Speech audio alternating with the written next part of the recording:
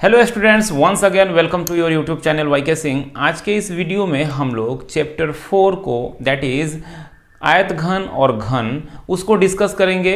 Question answer start करने से पहले हम लोग बेसिक कॉन्सेप्ट को देखेंगे। बेसिक कॉन्सेप्ट में कुछ फॉर्मूलाज हैं, उनको भी हम लोग डिस्कस करेंगे। सबसे पहले अगर मैं ड्रॉ करूं आयत घन कैसा होता है, कुछ इस तरह का अगर आयत घन एक ड्रॉ कर लिया जाए।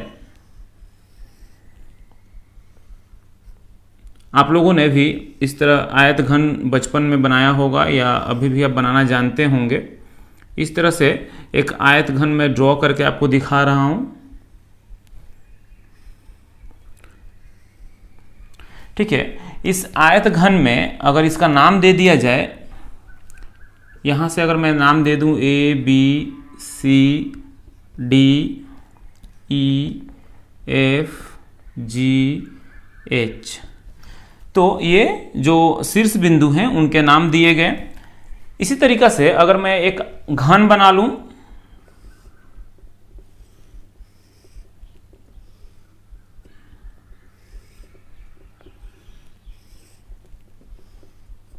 कोशिश कर रहा हूं घन बनाने के लिए, थोड़ा सा इधर उधर हो तो आप मैनेज कर लेंगे।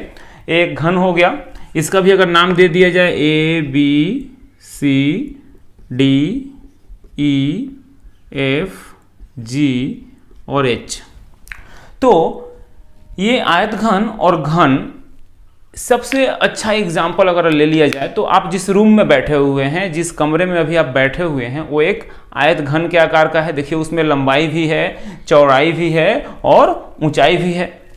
यहाँ पे देखिए इसको अगर लंबाई L ले लिया जाए और ये इसका क्या हो गया, चौड़ाई हो गया, जिसको हम B मान लेते हैं, और ये इसका ऊंचाई हो गया, इसको H मान लिया जाए, तो लंबाई, चौड़ाई और ऊंचाई तीनों आ गया। तो आयत घन के लिए कुछ फॉर्मूला हम लोगों को याद रखना होगा, साथ ही साथ ये भी जानना होगा कि कहाँ पर कौन सा फॉर्मूला यूज करेंगे। तो आयत घन के लिए सबसे पहले देखिए यहाँ पे तल कितने हैं, आयत घन में कितने तल होंगे, तो आप जिस रूम में बैठे हैं वहां पे आप काउंट कर सकते हैं। देखिए एक फर्श हो गया, वो एक तल है, और एक ऊपर, तो दो तल ऐसे हो गया, और चारों साइड में 4 वाल है, यानी टोटल 6 तल होंगे। और कितने शीर्ष बिंदु होंगे, तो ऊपर 4 शीर्ष बिंदु हैं और नीचे 4 शीर्ष बिंदु हैं। टोटल यहाँ पे 1 2 3 4 5 6 7 8 जो है शीर्ष बिंदु हो जाएंगे। और कितनी भुजाएं होंगी, तो अगर भुजाओं को काउंट करेंगे तो 1 2 3 4 5 6 7 8 9 10 11 12 12 भुजाएं हो जाएंगी। और सेम यहाँ भी आपको 6 तल, 12 भुजाएं और 8 शीर्ष बिंदु मिल जाएंगे। तो इनसे रिलेटेड कुछ फॉर्मूलाज आपको जानना है। अगर मान लेते हैं कि आयत घन का कोई वस्तु है, उसको कलर करना है, तो उसके पार्श्व तल को कलर कर सकते हैं या संपूर्ण तल को कलर कर सकते हैं। जब पार्श्व तल को कलर करेंगे तो पार्श्व तल का फॉर्मूला यूज करेंगे, और जब संपूर्ण तल को कलर करेंगे तो संपूर्ण तल का फॉर्मूला यूज करेंगे। दोनों फॉर्मूला आपको जान के रखना होगा। संपूर्ण तल का मतलब हो गया, फॉर्मूला हम लोग अगर लिखेंगे तो 2 × LB plus BH plus LH। अब ये आगे पीछे हो सकता है, इसमें कोई दिक्कत नहीं है, यानी लंबाई गुना चौड़ाई प्लस चौड़ाई गुना ऊंचाई प्लस लंबाई गुना ऊंचाई। ये हो गया संपूर्ण तल का क्षेत्रफल, यानी कि इसके 6 तल को अगर कलर किया जाए या उस पर कोई कुछ भी काम किया जाए, उसको पेंट किया जा रहा है या उस पर कोई पेपर से उसको कवर किया जा रहा है, तो हम लोग संपूर्ण तल का फॉर्मूला यूज करेंगे। लेकिन अगर मान लीजिए उसके 5 तल को कलर किया गया है, तब इन दैट केस हम लोग जो तल इसमें से बाद देना है उसको माइनस कर देंगे। ठीक है, अगर मान लीजिए कि फर्श पे कुछ काम नहीं हो रहा है, बाकी चारों वॉल में हो रहा है और सीलिंग में काम हो रहा है, इन दैट केस LB को हम लोग क्या करेंगे, 1 टाइम यहां से माइनस कर देंगे। लेकिन अगर पार्श्व तल का फॉर्मूला निकालना है, पार्श्व तल मतलब हो गया सिर्फ चारों वॉल पे कोई वर्क हो रहा है, इन दैट केस जो फॉर्मूला आ जाएगा वो हो जाएगा 2 × B प्लस L × H। यहां से इसको मैंने माइनस कर दिया, बिकॉज फर्श पे और जो रूफ है उस पे काम नहीं हो रहा है और यहाँ से h कॉमन ले लिया गया, तो ये हो जाएगा क्या, पार्श्वतल का क्षेत्रफल। और अगर पूरा आयतन निकालना हो तो फॉर्मूला हो जाएगा एल बी एच, यानी लंबाई गुना चौड़ाई गुना ऊंचाई अगर कर देंगे तो क्या निकल जाएगा, पूरा आयतन निकल जाएगा। अगर यही चीज बात किया जाए घन के लिए, ये तो हो गया आयत घन और ये हो गया घन, तो अगर यही चीज घन के लिए बात करेंगे तो आप ध्यान दीजिए क्या होगा, यहाँ पे लंबाई जो होगा वही चौड़ाई होगा और वही ऊंचाई होगा, और इसको अगर a मान लिया जाए, लंबाई चौड़ाई ऊंचाई तीनों क्या हो जाएगा, इक्वल हो जाएगा, और इसको अगर a मान लिया जाए तो इसके संपूर्ण तल का क्षेत्रफल बराबर हो जाएगा 6a², और पार्श्वतल का क्षेत्रफल हो जाएगा 4a², और इसका अगर आयतन निकालने का फॉर्मूला फाइंड आउट किया जाए तो हो जाएगा a³।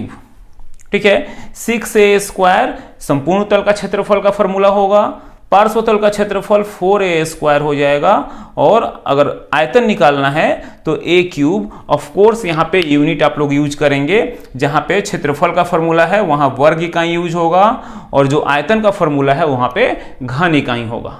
तो ये था बेसिक कॉन्सेप्ट। अब हम लोग स्टार्ट करते हैं क्वेश्चन आंसर को। क्वेश्चन नंबर 1 में बोला गया है 4 आयत घन और 4 घन आकार के वस्तुओं का नाम लिखना है। तो 4 आयत घन वस्तुओं का नाम आसानी से आप लिख सकते हैं, जैसे आप जिस बुक से पढ़ाई कर रहे हैं वो बुक भी एक आयत घन है, कॉपी एक आयत घन है, आप जिस रूम में बैठे हुए हैं वो एक आयत घन है। इस तरह का बहुत सारा एग्जाम्पल आप ले सकते हैं। साथ ही साथ बोला गया है कि 4 घन आकार के वस्तुओं का भी नाम लिखना है, तो वहाँ पे आप एग्जाम्पल ले सकते हैं। सबसे अच्छा एग्जाम्पल डाइस, आप जो लूडो खेलते हैं, जो उसका छक्का होता है वो एक क्यूब आकार का होता है। साथ ही साथ आप आइस क्यूब लिख सकते हैं, जो आइस क्यूब हम लोग यूज करते हैं वो भी घन आकार के होता है। उसके बाद जो एक प्लेइंग डाइस आता है ना, डाइस जो हम लोग गेम खेलते हैं, वो भी क्यूब के आकार का होता है। इस तरह का आप बहुत सारा एग्जाम्पल लिख सकते हैं। तो यहाँ जस्ट आपको कुछ एग्जाम्पल लिखना है जो क्या हो, आयत घन हो और घन के आकार का हो, दोनों का अलग अलग एग्जाम्पल लिख देना था।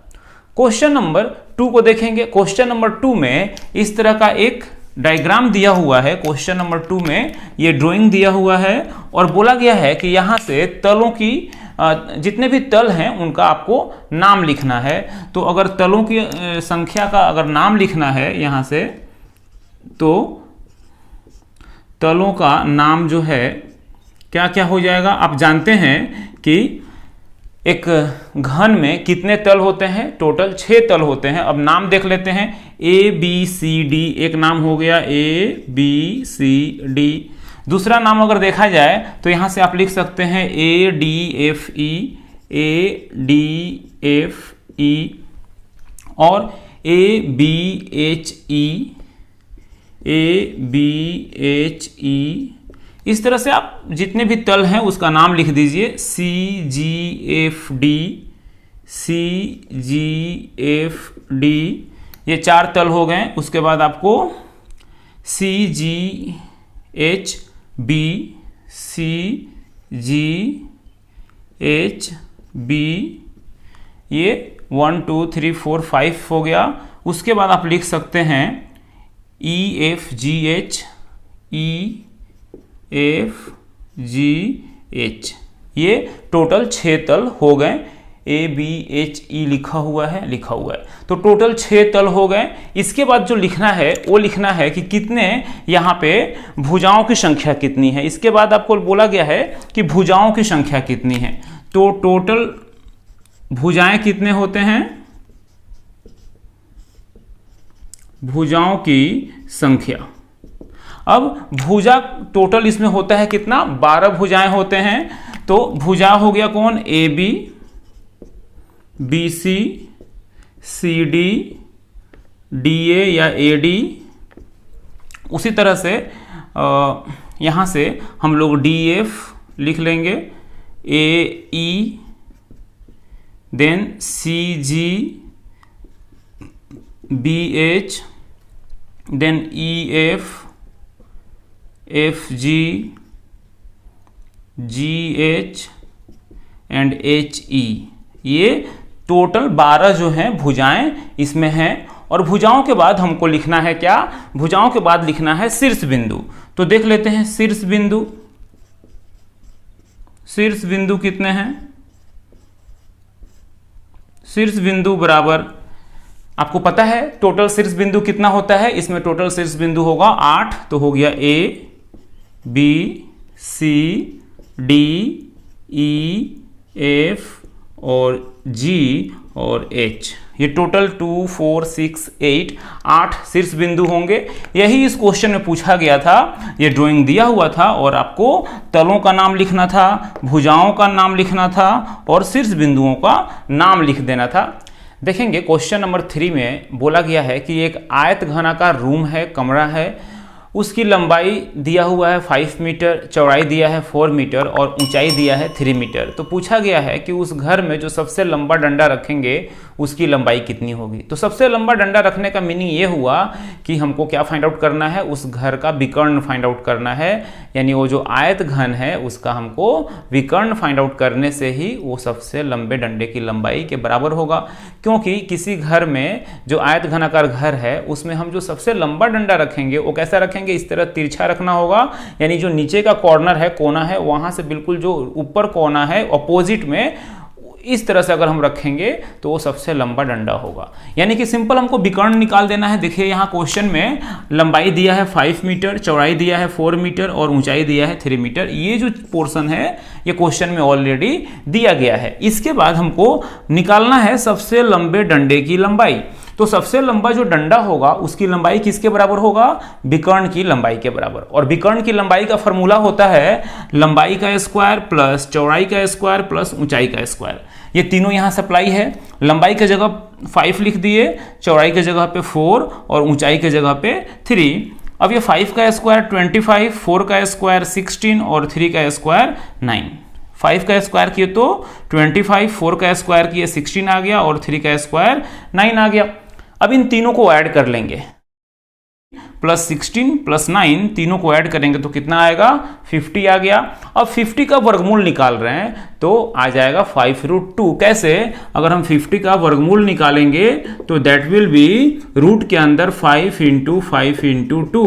तो ये 5 का पेयर है तो ये 5 बाहर आ जाएगा, लेकिन इस 2 का पेयर नहीं है इसलिए 2 अंदर ही रह जाएगा।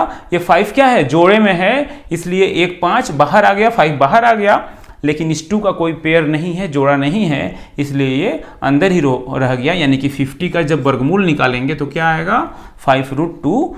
यही आंसर हो गया 5√2 मीटर। यानी जो उस रूम में सबसे लंबा डंडा हम रख पाएंगे उसकी लंबाई होगी 5√2 मीटर।